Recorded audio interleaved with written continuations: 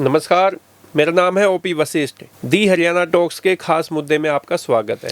नमस्कार, मेरा नाम है सत्संग और ख़ास मुद्दे में आज हम बातचीत करेंगे जो हरियाणा में सबसे चर्चित मुद्दा है। कांग्रेस पार्टी ने 11 साल के बाद जिला अध्यक्षों की जो सूची जारी की है उसके बारे में आज हम बातचीत करेंगे। जिला अध्यक्षों की सूची जो है, जिला अध्यक्ष की जो सूची जारी की गई है, ये हरियाणा में 11 साल बाद की है और गुटबाजी चरम पे थी। कभी डॉक्टर अशोक तंवर के साथ, कभी कुमारी शैलजा के साथ, कभी भूपेंद्र सिंह हुड्डा के साथ, कभी किरण चौधरी के साथ, तो कभी कैप्टन अजय यादव का गुट हावी हो जाता था। तो आज हम बात करेंगे कि गुटबाजी क्या इस सूची में भी नज़र आ रही है या कौन सा गुट हावी है अपने जिला अध्यक्ष बनाने में, कौन सा गुट कमज़ोर है और किस गुट की अनदेखी पूरी तरीके से की गई है। तो अगर बातचीत करें भूपेंद्र सिंह हुड्डा, पूर्व मुख्यमंत्री जो गढ़ी सपला किलोई से विधायक हैं, उनके कैंप से, उनके गुट से कम 15 जिला अध्यक्षों की सूची में उनका नाम है। वैसे तो 20 के आसपास जिला अध्यक्ष बनने का दावा हुड्डा गुट के लोगों द्वारा किया गया है। इसीलिए हम कह रहे हैं कम से कम 15, शैलजा गुट के 12, 2 न्यूट्रल हैं, राहुल गांधी के करीबी भी हैं, एक रणदीप सुरजेवाला के भी नज़दीकी हैं और रेवाड़ी ग्रामीण से कैप्टन अजय यादव का एक समर्थक जो है वो जिला अध्यक्ष जो सूची जारी की है उसमें 32 नाम हैं। और आज हम अगर थोड़ा सा मैं शुरुआत के लिए क्लियर कर दूं कि कहां से जो जिला अध्यक्षों की सूची जारी की उसमें कौन किस गुट से, उसके बाद हम चर्चा को शुरू करेंगे। इसमें सत्सिंह जी, हम अगर अपनी बेल्ट के हिसाब से बात करें तो ज़्यादा अच्छा रहेगा। जैसे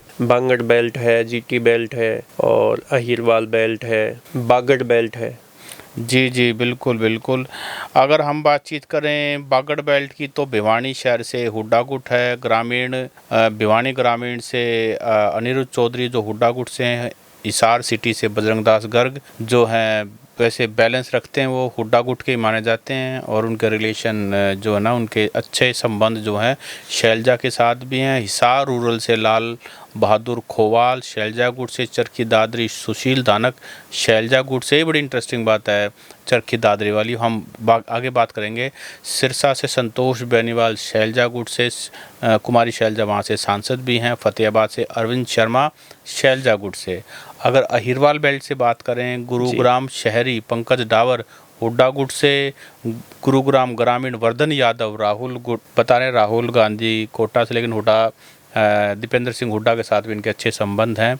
मेवात नूहू से शाहिदा खान हुड्डा गुट से, महेंद्रगढ़ से सतवीर यादव झूकिया ये हुड्डा गुट से, रेवाड़ी शहर से परवीन चौधरी शैलजा गुट से, रेवाड़ी ग्रामीण सुभाष छाबड़ी न्यूट्रल, या फिर आप ने जिस तरह कैप्टन अजय यादव कैप्टन साहब की बात कही, देश वाली बेल्ट से जहां हम अभी हैं, रोहतक सोनीपत, जहां से भूपेंद्र सिंह हुड्डा, रोहतक झज्जर सोनीपत, झज्जर से संजय यादव हुड्डा गुट से, रोहतक शहरी बलवान रंगा हुड्डा गुट से, रोहतक ग्रामीण से है बलवान रंगा सत्सिंह। हाँ नहीं जी, और रोहतक शहरी से कुलदीप सिंह हुड्डा गुट से, रोहतक सोनीपत शहरी कमल दीवान हुड्डा पूर्व विधायक है दीवान जी, और सोनीपत ग्रामीण से संजीव दहिया हुड्डा गुट से। साउथ हरियाणा से बात करें, फरीदाबाद बलजीत कौशिक हुड्डा गुट से, पलवल नेत्रपाल अदाना इनको भी हुड्डा गुट से बताया गया है। बांगड़ बेल्ट से जींद से ऋषिपाल हैबतपुर हुड्डा गुट से, कैथल रामचंद्र गुर्जर ये रणदीप सिंह सुरजेवाला के करीबी बताए जाते हैं। तो ये मोटा जो जीटी रोड बेल्ट का भी हम इसमें डिस्कस कर लेते हैं सत्सिंह जी। बाकी जो नाम है जैसे पंचकुला संजय चौहान शैलजा गुट से, अम्बाला कैंट से परविंदर परी शैलजा गुट से, अम्बाला सिटी से पवन अग्रवाल शैलजा गुट से, अम्बाला ग्रामीण दुष्यंत चौहान हुड्डा गुट से, यमुना नगर रूरल नरपाल सिंह शैलजा गुट से, यमुनानगर शहरी देवेंद्र सिंह शैलजा गुट से, करनाल शहरी पराग गाबा नाम इनका शैलजा हुड्डा गुट से हैं, करनाल रूरल राजेश वैद ये हुड्डा गुट से हैं, कुरुक्षेत्र मेवाराम जिन्होंने मुख्यमंत्री नायब सैनी के खिलाफ चुनाव लड़ा था हुड्डा गुट से हैं, पानीपत रूरल से रमेश कौशिक और पानीपत शहरी से अभी घोषणा बाकी है। तो 32 जो नाम हैं ये हमने बेल्ट वाइज डिस्कस किए हैं कि कौन सा जिला अध्यक्ष जो है किस गुट का है। तो सत्सिंह जी, जैसे आप देश वाली बेल्ट की आपने बात की, तो रोहतक, सोनीपत और झज्जर तीनों ही ज़िले ऐसे हैं कि जहाँ पे भूपेंद्र सिंह हुड्डा गुट के ही सभी जो जी। कैंडिडेट है जिला हाँ। अध्यक्ष के नाम जो आए हैं वो पूरे का पूरा हुड्डा गुट का ही कब्जा रहा है। आप हम जैसे रोहतक से ही बात कर ले पहले, क्योंकि रोहतक में बैठे हैं तो फिर रोहतक से ही बात होनी चाहिए। भूपेंद्र सिंह हुड्डा का ये अपना गृह जिले भी है। तो यहाँ पे कुलदीप केडी जो है वो शहरी जिला अध्यक्ष बनाए हैं। ये सैन समाज से संबंध रखते हैं और भूपेंद्र सिंह हुड्डा के लिए लंबे समय से काम करते हैं।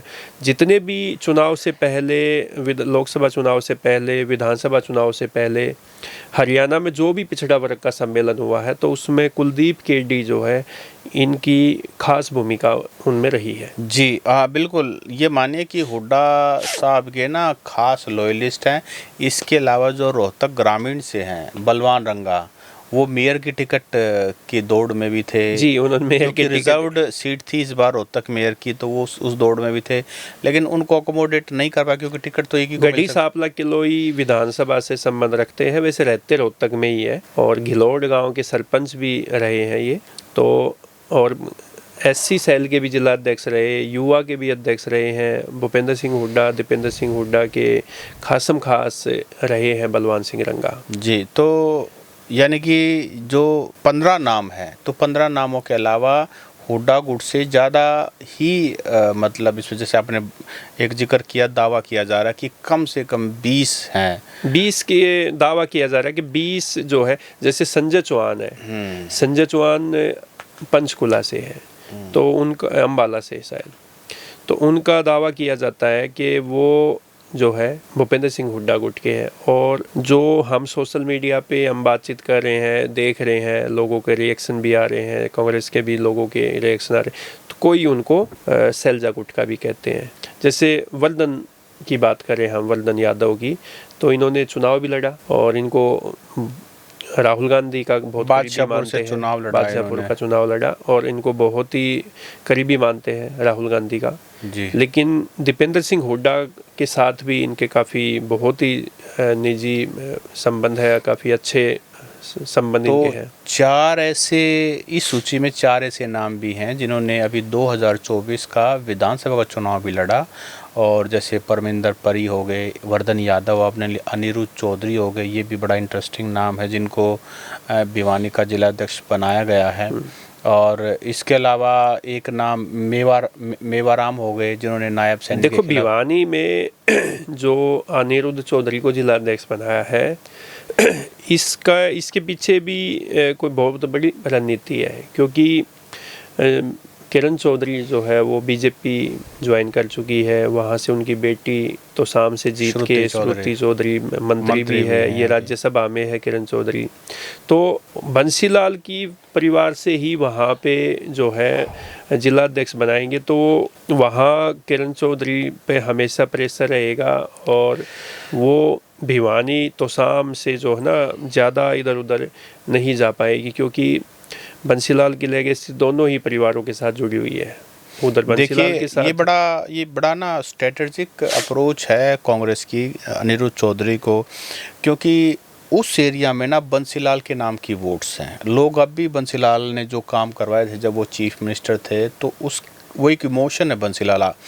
तो यहाँ बंसीलाल परिवारों की आपस में जो है ना एक दूसरे के सामने खड़े हो गए हैं। जब अनिरुद्ध चौधरी ने चुनाव भी लड़ा तो शाम से श्रुति चौधरी वर्सेस अनिरुद्ध चौधरी था, वो चुनाव 14,257 के करीब शायद वोट से वो चुनाव हार गए। कांग्रेस की टिकट पे चुनाव लड़ा था। और ये जो 4 विधानसभा कैंडिडेट्स हैं जो इस सूची में हैं, इनमें से सबसे कम मार्जिन से हारने वाले अनिरुद्ध चौधरी हैं जी। बाकी तो बहुत, परविंदर परी है वो तो तीसरे स्थान पे थे। अनिल विज ने चुनाव जीता था। फिर अपनी जो बहन है जो पहले कांग्रेस से टिकट मांग रही थी, निर्मल सिंह की बेटी चित्रा सरवारा, वो सेकंड नंबर पे थी। वर्धन यादव भी काफ़ी लंबे चौड़े उससे हारे हैं, बादशाहपुर से चुनाव हारे। मेवाराम करीब 16-17 हज़ार 18,000 के करीब जो है ना चीफ मिनिस्टर नायब सैनी से आ रहे हैं। तो कहने का मतलब ये है कि अनिरुद्ध चौधरी एक स्ट्रॉन्ग कैंडिडेट भी हैं।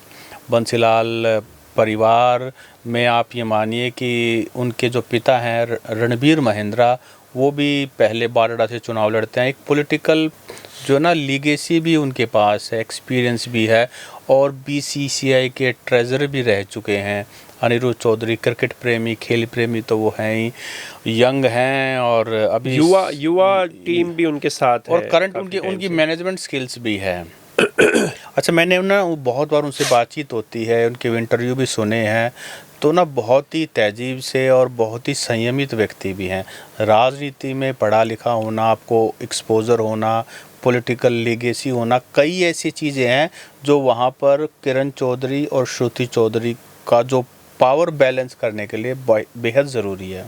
तो वहीं भिवानी से ही एक गुलिया है, हालांकि वो जोगी समाज से है। हाँ, जोगी समाज से है। तो वैसे तो पहले तो ये था कि भाई जैसे गुलिया जो है वो जाटों का भी गोत्र है, तो वो ये भी बातें सामने आई थी कि भिवानी में 2 जिला अध्यक्ष बने, दोनों ही जाट समाज से बना दिए गए, लेकिन बाद में पता चला कि वो जो है गुलिया वो जोगी समाज से। हाँ, और इनसे जो गुलिया आपने नाम लिया, मेरी और आपकी उनसे मुलाकात भी हो चुकी है, और उस समय भी वो दीपेंद्र सिंह हुड्डा के लोकसभा चुनाव से पहले की बात है। दीपेंद्र सिंह हुड्डा के काफ़ी गुणगान भी वो कर रहे थे। तो ये दीपेंद्र सिंह हुड्डा के बड़े खास हैं, हुड्डा परिवार के बहुत नज़दीकी हैं। लेकिन सतसिंह जी, चरखी दादरी का जो जिला अध्यक्ष बना है वो बड़ा ही सरप्राइजिंग नाम सामने निकल के आया, क्योंकि मनीषा सांगवान वहाँ पे कांग्रेस की टिकट पे अभी विधानसभा का चुनाव लड़ा था और काफ़ी बहुत ही मतलब मजबूत इलेक्शन लड़ा, और जो सुनील सतपाल सांगवान है बीजेपी से, वो विधायक बने, और मात्र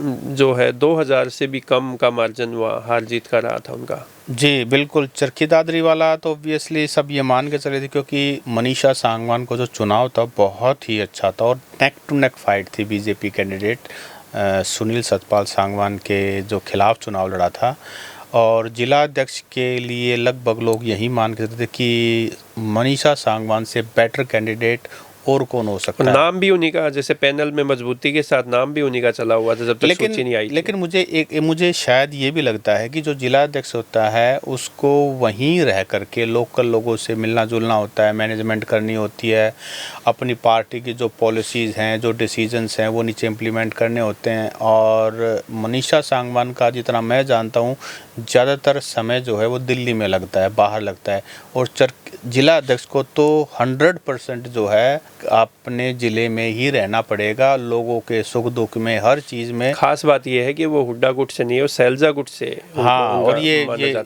मतलब ना कि वहाँ अब किस कारण से मनीषा सांगवान को नहीं दिया गया, ये तो देखो पार्टी की इंटरनल पॉलिटिक्स है, इंटरनल स्ट्रेटजी हो सकती है कुछ। लेकिन चरखी दादरी में क्योंकि टिकट मिलने की बात थी तो मनीषा सांगवान को दी गई। अब जिम्मेदारी की बात आ गई, क्योंकि जिला अध्यक्ष की तो वो जिम्मेदारी, उसका तो खर्चा ही खर्चा पड़ जाता है एक तरह से, और हर जगह आना जाना, सारी चीज़ों को मैनेज करना। तो मनीषा सांगवान का नाम नहीं आने से चरखी दादरी में बड़ा ही मतलब देखने वाली बात है। ये एक इंटरेस्टिंग बात ये है सूची में कि जिस तरीके से हुड्डा गुट को और कुमारी शैलजा गुट को ना एक अकोमोडेट करने की कोशिश की है, कुमारी शैलजा को भी ना अकोमोडेट करने की कोशिश की है, क्योंकि उस समय शैलजा ने दिखा दिया कि वो सरकार बना नहीं सकती कांग्रेस की, तो बिगाड़ तो सकती है। तो इस बार राहुल गांधी ने ना बड़ा ही मतलब देखो, maximum power, maximum decision, maximum बंदे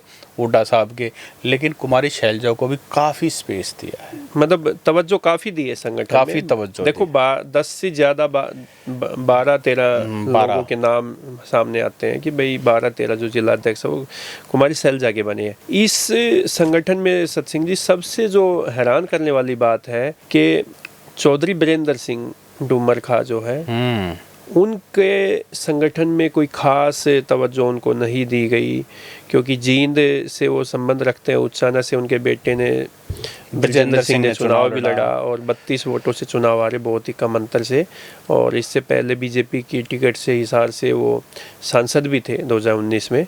लेकिन इतना सब होने के बावजूद उनकी रिकमेंडेशन से या उनके गुट से एक भी जिला अध्यक्ष नहीं है। सर अभी तो देखो स्टेट प्रेसिडेंट का भी बाकी है, HPCC का प्रधान भी बाकी है। हो सकता है कि कोई ऐसी बात रही हो कि हम जिला अध्यक्ष में अब नाइक में नाम नहीं देंगे, लेकिन HPCC के प्रधान के रूप में उनका नाम आ सकता। देखो अभी तो स्पेस है, होगा नहीं होगा एक अलग बात है।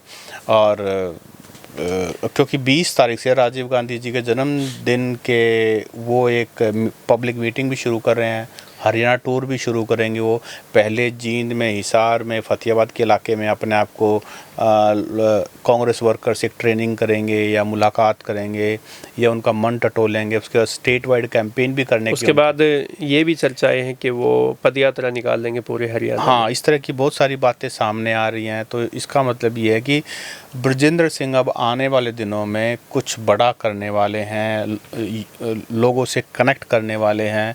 और जो उनका लंबा चौड़ा experience as an administrative officer IAS के रूप में रहा है और MP के रूप में रहा है, और किसानी से तो उनके परिवार का खून का रिश्ता है। और संगठन की जो सूची आई है जिलाध्यक्ष की, उसमें एक बात और भी स्पष्ट निकल के आई है सत सिंह जी के रणदीप सिंह सुरजेवाला जो है राज्यसभा सांसद, उनको मुझे लगता है कि कांग्रेस हाईकमान जो है अब दिल्ली में ही उनकी सेवाएं लेंगे, क्योंकि यहाँ उनका मुझे नहीं लगता कि वो ज़्यादा हरियाणा में उनको ज़्यादा टाइम देंगे या हरियाणा में उनकी सेवाएं लेंगे। देखिए, जो पर्सनालिटी होती है ना, हर लीडर की अपनी एक पर्सनालिटी, जैसे हुड्डा साहब की पर्सनालिटी है, दीपेंद्र की पर्सनालिटी है, ये लोगों में घुस करके, लोगों में मिल करके ये पर्सनालिटी है। कुमारी शैलजा की पार्टी हाईकमांड के ही ज़्यादातर वहीं एक्टिव, चुनाव के दौरान ही ये बस हरियाणा विजिट करते, बीच में कभी कभार विजिट करते, देखने भालने आती हैं।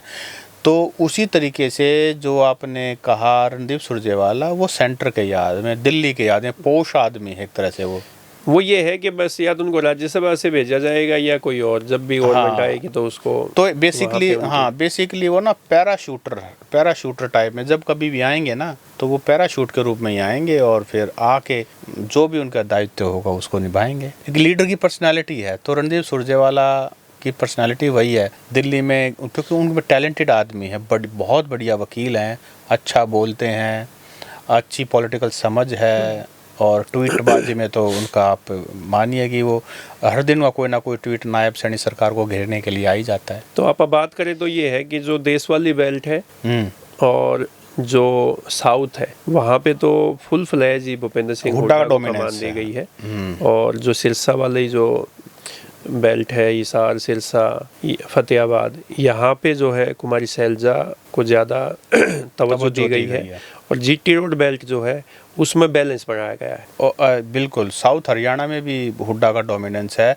और पूरी 32 के नामों की लिस्ट में सिर्फ एक महिला है, संतोष बेनीवाल, जिसको दबंग सरपंच भी कहा जाता है, और वो वाकई में दबंग है। तो जो 33% जो आरक्षण है वो संगठन में तो कम से कम दिखाई नहीं दिया। देखिए, इस में ना जब राहुल गांधी जून में आए थे चंडीगढ़, तो उन्होंने कई बातें कही थी। उस समय कई बातें सामने आई थी कि संगठन बन के आएगा, सब देखते रह जाएंगे, और शायद 25 से 55 तक की उम्र के को ही अकोमोडेट किया जाएगा, कोई खिलाड़ी भी हो सकते हैं, हर वर्ग को तवज्जो मिलेगी।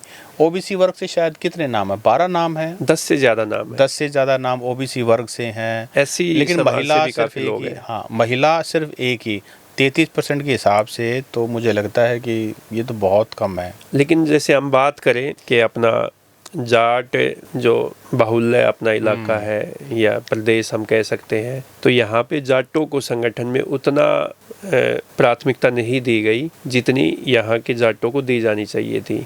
जैसे भाजपा में तो जाटों को आपने पता ही है, जैसे जिस तरीके से उनको मान सम्मान दिया जाता है, अब की बार जो है वो कांग्रेस में भी उतना संगठन में नहीं दिखाई दिया जितना यहाँ के जाटों को उम्मीद की जा सकती थी। नहीं, उसका पीछे सिंपल सी बात, जाट जो है ना बेसिकली अपने आप को मुख्यमंत्री से कम मानता ही नहीं।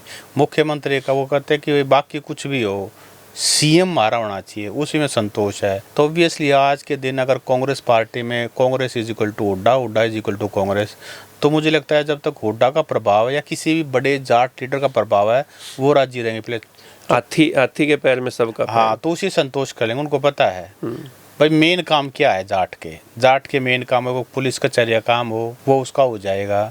उसका काम ये छोरा नौकरी लवाना हो, छोरी नौकरी लवाने को ट्रांसफ़र करना हो, वो जब CM अपना है, मतलब उनका ये मानना है, तो बाकी कोई बात नहीं, बाकी ने भी राजी रहना। भाई राजनीति या कमोडिटी सबको करना पड़ेगा ना। लेकिन जैसे राहुल गांधी ने कहा था कि भाई हम खिलाड़ियों को भी तवज्जो हाँ, देंगे, किसी खिलाड़ी का संगठन में भी एक खिलाड़ी भी, अब हमारी 32 knowledge नाम में जो सामने आए हैं, एक खिलाड़ी भी सामने नहीं आया। और शायद ये उम्र का जो उन्होंने कहा था, उम्र भी उसका 55 से ज्यादा है। ये संजीव दहिया जो है सोनीपत ग्रामीण से, वो जो है उनकी एज 60 साल के आसपास है, 55 से अबव है। कुछ भी कहिए, 11 साल बाद सही फाइनली कांग्रेस ने डिसीजन ले लिया है। आज 32 की जो सूची है, हरियाणा कांग्रेस को एक संगठन मिल चुका। अब बहुत जल्दी हम ये एक्सपेक्ट करें कि बहुत जल्दी प्रदेश अध्यक्ष का भी नाम आ जाएगा, लीडर ऑफ अपोजिशन का नाम आ जाएगा। मेन काम पॉलिटिकल पार्टी का जो वो विपक्ष में होती है ना, लोगों के जनहित मुद्दे उठाना है। अब तक उनके पास ये बहाना था कि हमारे संगठन नहीं है, हम चुनाव इसलिए हार गए या वो कर गए। अब मुझे लगता है कि हरियाणा में ना एक वाकई में काम विपक्ष का रोल कांग्रेस निभाएगी, क्योंकि इतने सारे मुद्दे हैं ओपीजी। लॉ एंड ऑर्डर का इशू है, अनएम्प्लॉयमेंट का इशू है, महंगाई का इशू है, हेल्थ का इशू है, एजुकेशन का इशू है, और धरातल पर अभी उतना काम होता हुआ नहीं दिखा रहा। विपक्ष उस भूमिका में सिर्फ प्रेस कॉन्फ्रेंस या फिर ट्वीटबाजी चल रही है। तो हुड्डा गुट जो है इस बार भी बाजी मारने में कामयाब रहा, और 20 के आसपास बताते हैं कि जब तक उनके गुट के अध्यक्ष जो बने हैं जिला के अध्यक्ष। तो अब देखना ये है कि ये जो जिला अध्यक्ष बने हैं सत सिंह जी, ये अपने अपने गुटों के लिए लड़ेंगे या कांग्रेस पार्टी के लिए लड़ेंगे, ये देखने वाली बात है। क्योंकि 2029 का जो इलेक्शन होगा वो इन्हीं के कंधों पर होगा, इन्हीं के संगठन जो है वो काम करेगा। अब ये लोगों को, कांग्रेस के कार्यकर्ताओं को एकजुट कर सकते हैं या नहीं कर पाएंगे, ये तो आगे समय ही बताएगा सत सिंह जी। तो ये जिम्मेदारी हम अपने ऑडियंस को, श्रोताओं को, दर्शकों को देना चाहते हैं कि आपको क्या लगता है 11 साल बाद सही कांग्रेस पार्टी के पास अपना एक ऑर्गेनाइजेशन है, इससे कांग्रेस पार्टी को कितना फ़ायदा होने वाला है? क्या ग्राउंड पे जा कर के अब कांग्रेस काम करते हुए दिखाई देगी? क्या सिर्फ प्रेस कॉन्फ्रेंस, ट्वीट से आगे बढ़ कर के लोगों के जनहित के मुद्दे उठाएगी? और क्या इन फाइटिंग और फैक्शनलिज्म ऐसे ही दिखाई देगा? क्या अब उसका कोई परमानेंट सोल्यूशन आप दिखाई देते हैं? ये सब आप हमें कमेंट करके ज़रूर बताएं। और ये जो 32 जिला अध्यक्षों की जो सूची जारी की गई है, आप हमें ये भी बताएं कि इनमें से ये जो जिला अध्यक्ष है, ये जो फीडबैक लिया गया था, पर्यवेक्षक आए थे, उन्होंने कार्यकर्ताओं का मन टटोला था, क्या ये सही नाम है या ये सिफारसी नाम है? ये भी हमें कमेंट करके ज़रूर बताएं। नमस्कार। नमस्कार।